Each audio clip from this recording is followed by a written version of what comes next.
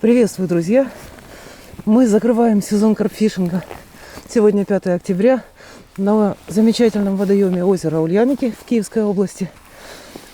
Ночью уже заморозки, днем прекрасная погода.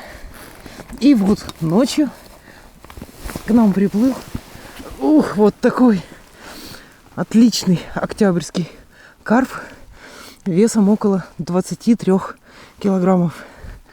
Замечательный осенний трофей. И это видео как раз и будет о ловле осенних трофеев. Нужно ли уходить от вареных бойлов, нужно ли переходить на всякую сыпучку, мелкую фракцию, на мелкие насадки. Я хочу попробовать этого не делать. И, собственно, уже попробовала. И вот он результат. Оставайтесь с нами до конца этого видео, до конца этой рыбалки.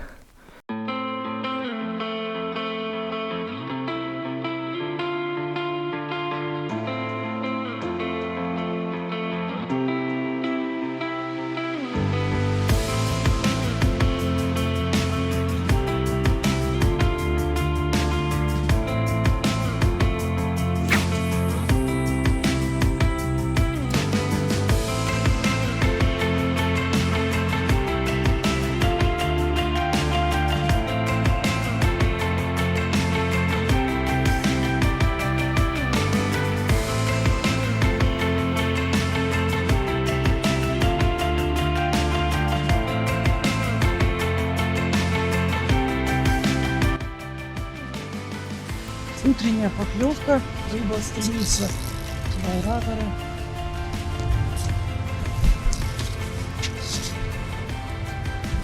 Хочется форсировать, желание, что наверное показался.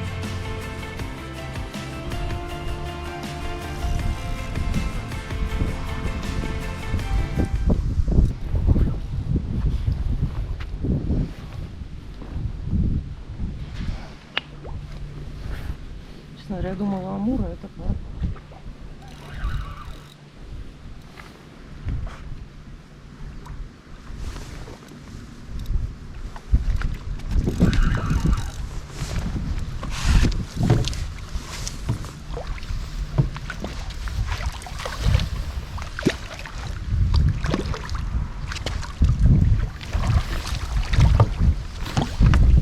Так, взяли рыбку.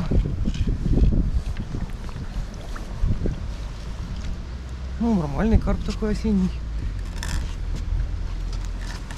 А вот и наша утренняя рыба. 15 килограмм веса. Не супер трофей для ульяноков, но для такого времени года очень и очень приятно. Тем более сработала вторая точка. У меня пока не произойдут поклевки со всех точек. Я чувствую себя всегда очень неуверенно. Думаю, что куда смещать. Но получается, две точки рыбу дали.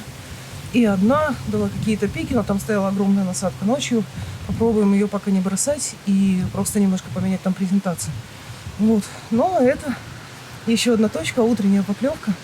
Чудесно, замечательно. Я еще не успела выпить кофе. Сейчас кофе, перезаброс, да, корм. И будем ждать следующих красавцев.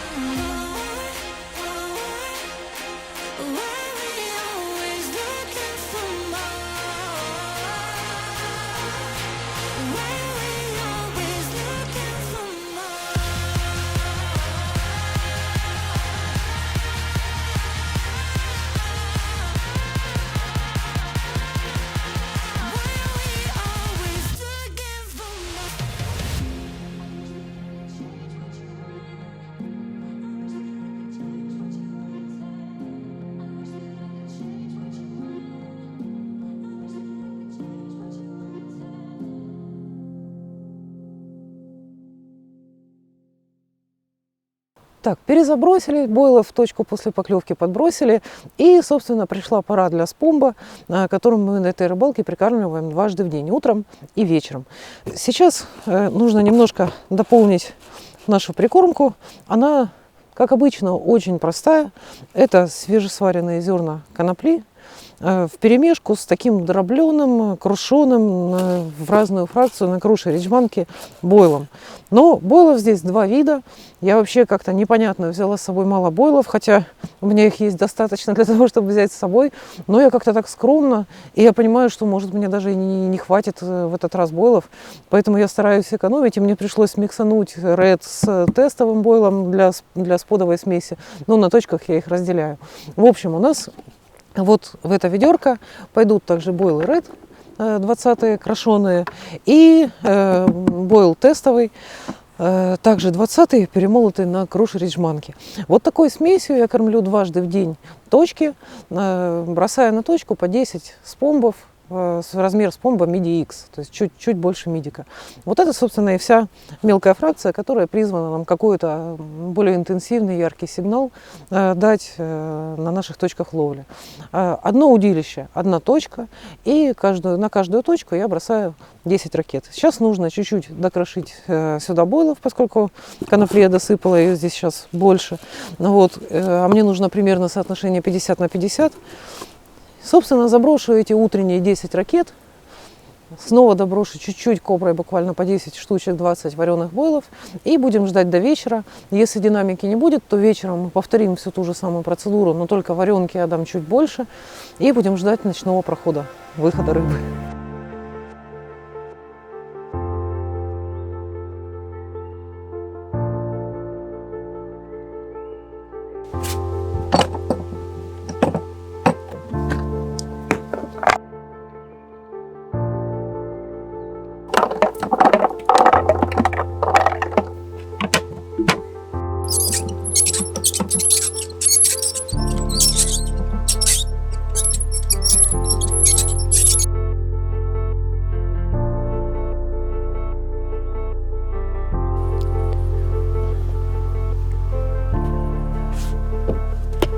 Ну вот и все, прикормка готова.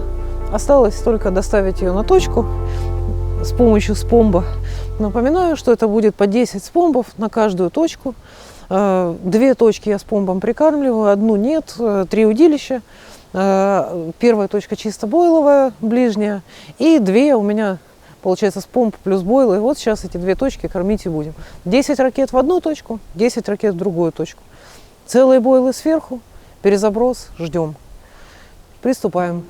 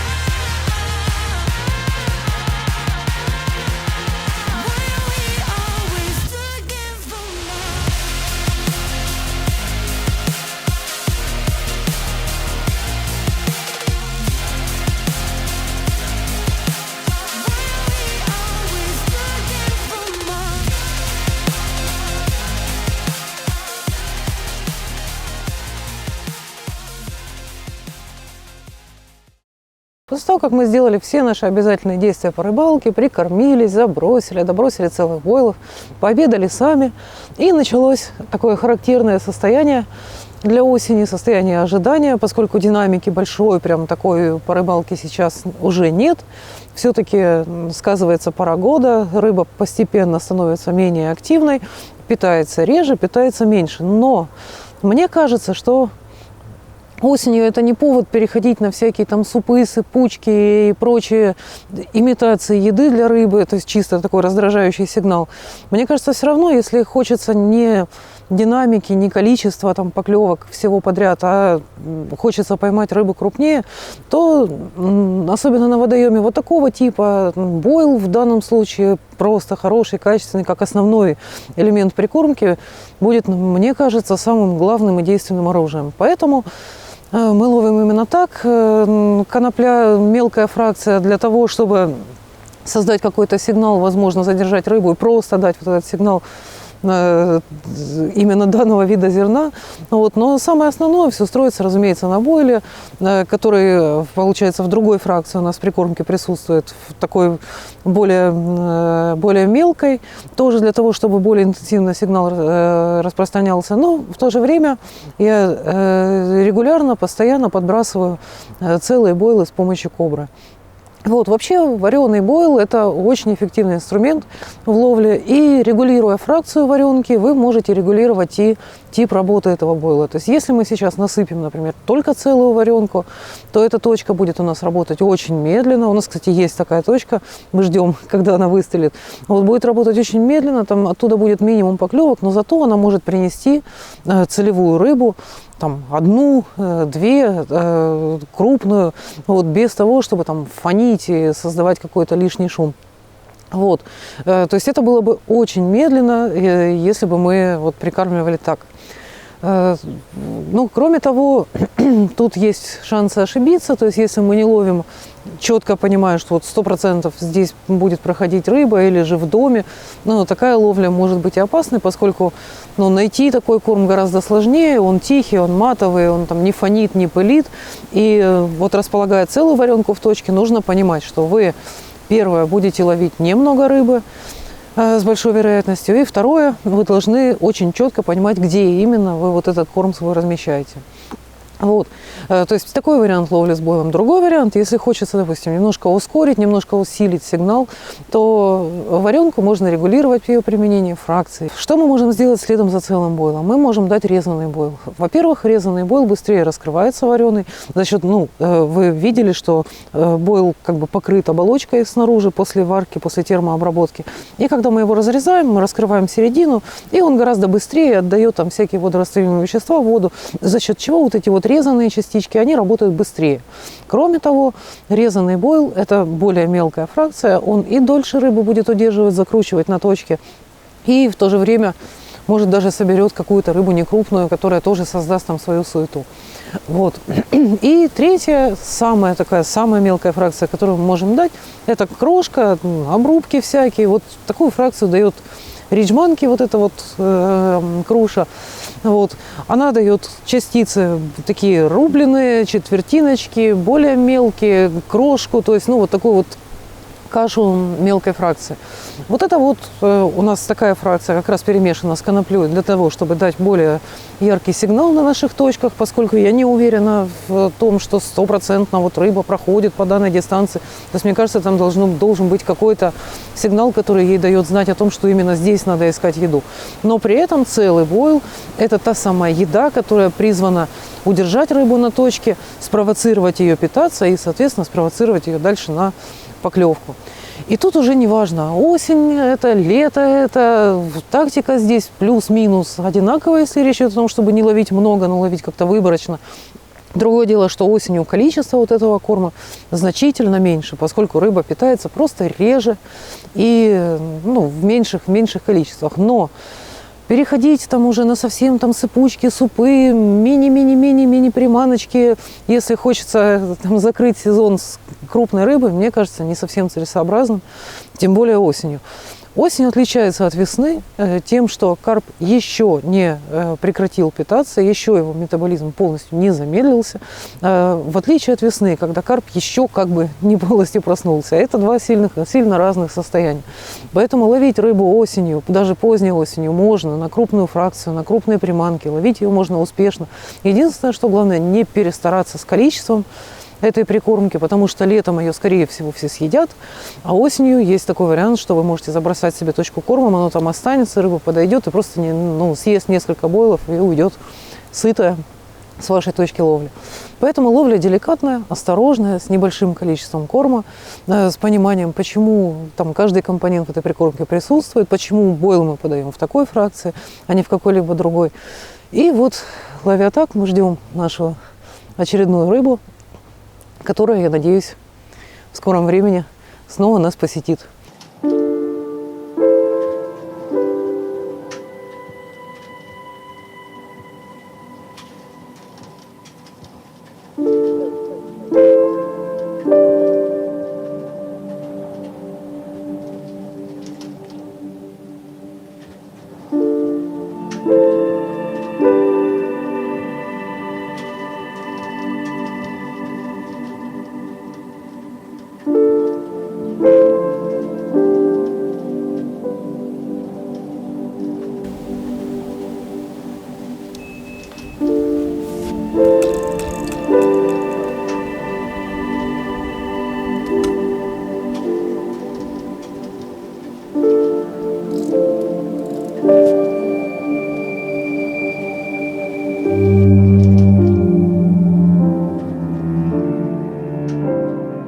Вот вымотали оснасточку для перезаброса. В моем случае это классический для меня уже поводочек, который я использую на этом водоеме. 6-й крючок Gardner White Gape и снеговичок из 14-го реда и с подсадкой Pop-Up Spicy Tuna 12. Собственно, всех рыб на этой рыбалке принесла вот эта вот насадочка. Поводок в данном случае очень мягкий, то есть презентация очень естественная, насадка легко влетает в рот, при этом насадка не мелкая, то есть вы видите такой снеговичок вполне себе объемный, крючок на дне, волос поднят. Вот так это у нас выглядит.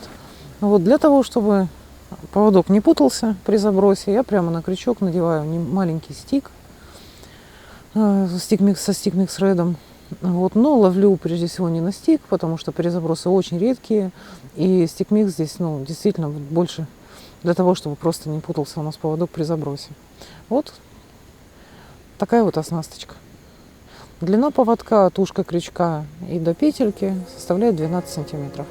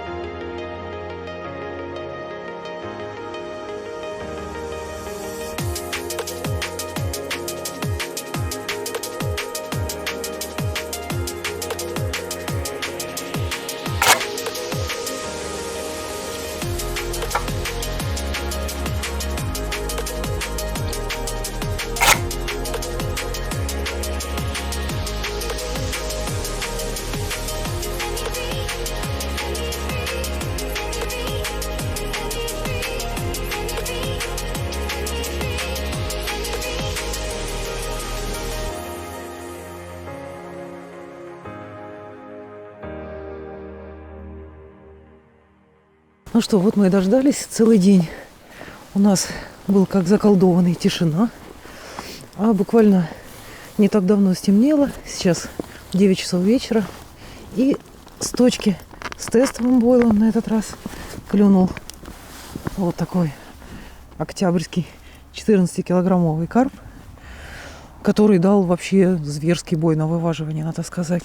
У нас реально похолодало, руки замерзли. Не буду долго разговаривать. Отпущу рыбу, перезаброшусь. И будем ждать следующих красивых трофейных ульяниковских монстров.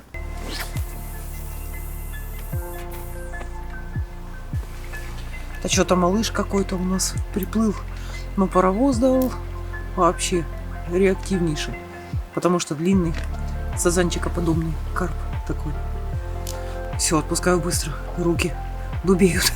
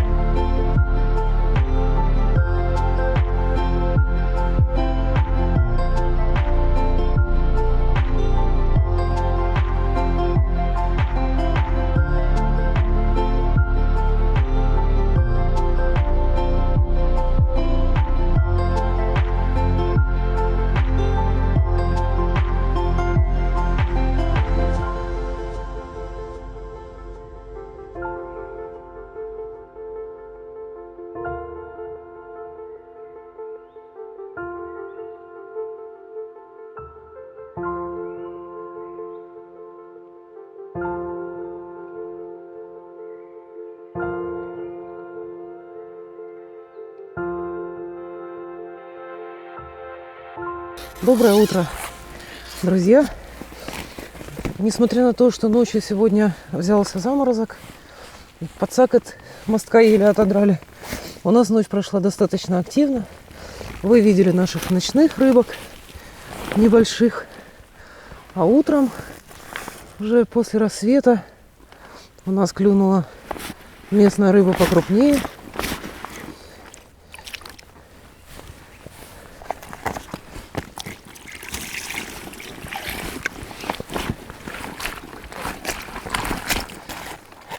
Мороз до сих пор держится, мат берется, корка льда. Здесь у нас на мате еще одна местная за 20-ка. Боже, какая холодная вода и какая холодная рыба. Бодрит.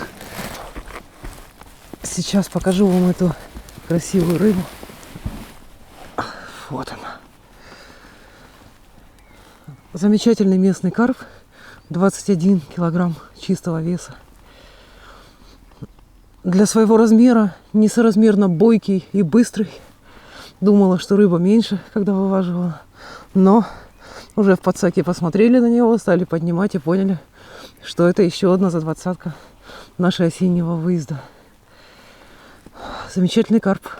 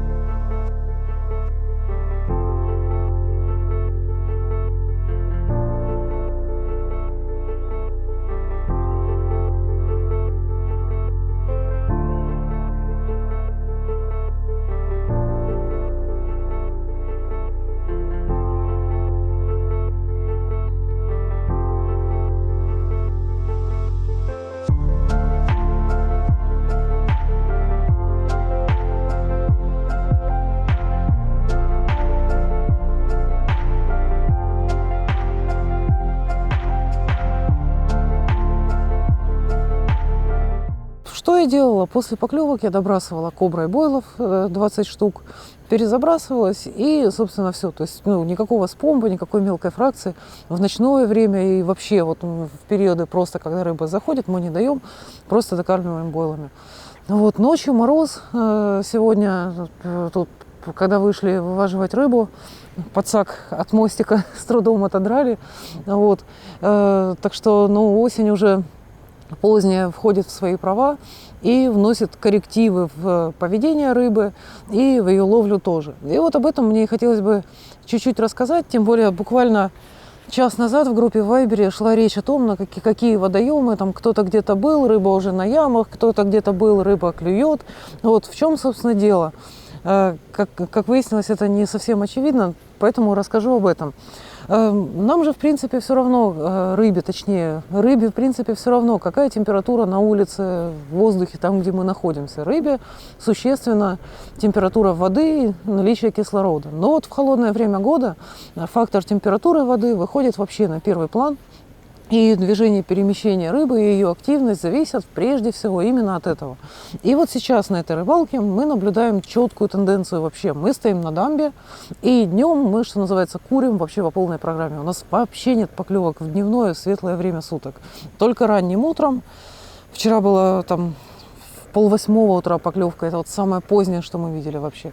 И ночью темнеет, проходит пару часов после этого, и начинаются поклевки рыбы. При этом в дневное время вроде бы как ловил хорошо сектор там в Гузаре в одном и во втором. Чем обусловлена огромная разница температуры ночью и днем? Вчера было днем плюс 15, солнечный день, ночью подмораживает. Естественно, температура воды, соответственно, и меняется. Днем она на мелководье повышается, а ночью мелководные участки остывают значительно быстрее, и рыба смещается ночью на глубокие участки водоема, где и ищет пищу. Поскольку водоем этот все-таки не самый маленький, там, до 30 гектар, Также есть какие-то глубины все-таки. Вода здесь остывает медленнее, чем она бы остывала в маленьком прудике, допустим, с 2-метровой глубиной.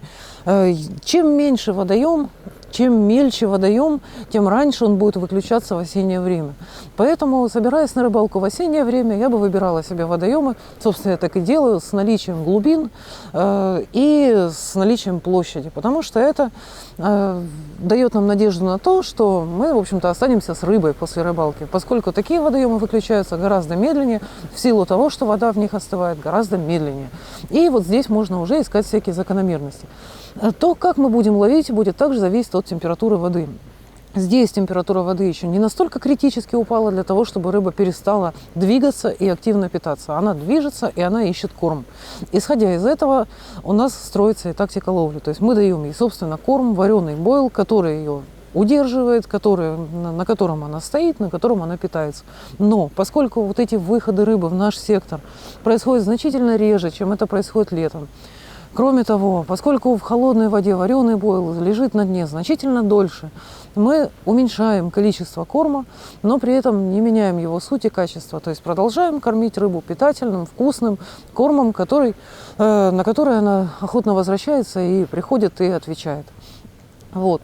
То есть это вот в такой ситуации, когда вода еще только остывает и еще не опустилась там ниже определенной отметки, ниже 10 градусов, 9, когда рыба становится еще менее активной и ловля начинает быть уже какой-то поисковой, просто в попытке попасть под нос рыбе или попасть на какую-то одну случайную, более активную рыбу.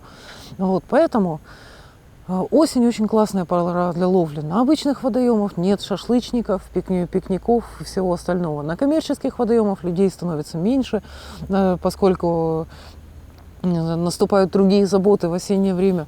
И в осеннее время лучше всего действительно ловить крупную трофейную рыбу, поскольку она перед зимой нагоняет себе вес, она питается и отсутствует там сумасшедшая активность мелочи, но при этом присутствует активность рыбы трофейной. И рыбалка получается интересной, без разменивания на какие-то там избыток лишних поклевок.